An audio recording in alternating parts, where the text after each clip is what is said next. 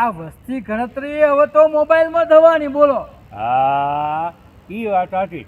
એ ભાઈ સરકાર તો આપણને ગણી લેશે, પણ લોકોની ગણતરીનું શું? લોકોની ગણતરી? હા, લોકોની ગણતરી. જો સરકારી ચોપડે તો નામ નોંધાઈ જશે, હા. પણ ઘરમાં, સમાજમાં, લોકોના દિલમાં આપણી ખોટ પડે એવું જીવન આપણે જીવ્યા કે નહીં એની ચિંતા કોઈ દી કરી છે? હે, એ કરવા હા જેવી હા છે. હા હા, તમારી બહુ સાચી વાત છે ભાઈ. હા.